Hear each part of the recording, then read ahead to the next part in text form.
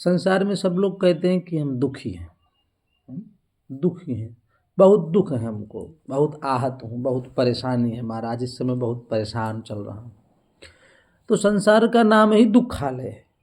जब दुखालय में आप रह रहे हैं तो दुखी हैं। सुख और दुख ये दोनों मन के भेद है।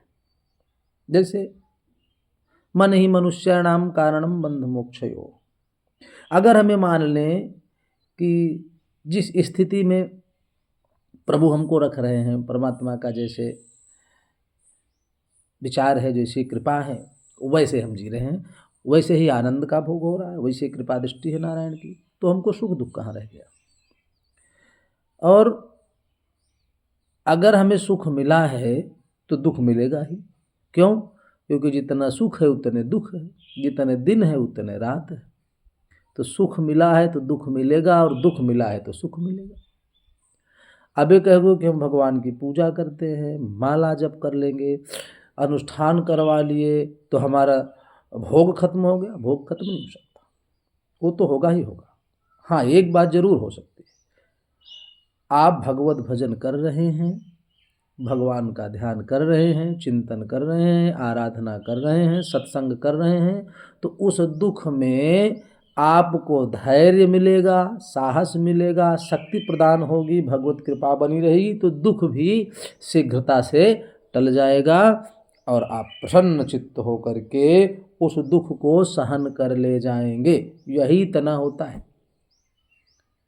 और अनुष्ठान करा देने से, यज्ञ कर देने से भोग समाप्त हो जाएगा, ऐसा नहीं होता, ऐसा हो भी नहीं सकता। जैसे शरीर में कोई रोग हो गया, तो शरीर में रोग हो गया तो रोग दूर होगा औषधि खाने से, तंत्र मंत्र ये सब करने से रोग दूर नहीं हो सकता।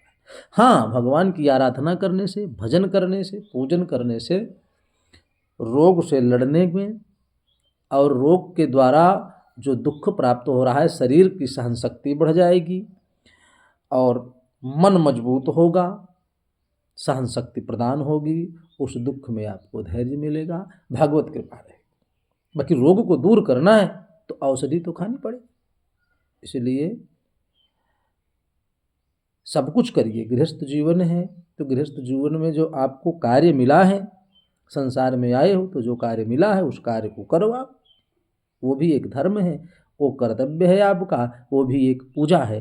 परंतु कार्य करते समय भगवत चिंतन, भगवत भजन करना नितांत आवश्यक है। क्यों? क्योंकि हमारा परम लक्ष्य है भगवत की प्राप्ति। जीव का सर्वप्रथम लक्ष्य, सर्वप्रथम कार्य क्या है? भगवत प्राप्ति। और संसार में जब जन्म मिला है तो संसार में जो कार्य मिला है हमको, वो करते समय ये ध्यान रखें कि भगवत प्राप्ति भी बहुत जरूरी है, अर्थात भगवान की प्राप्ति ही सर्वमूल कार्य है।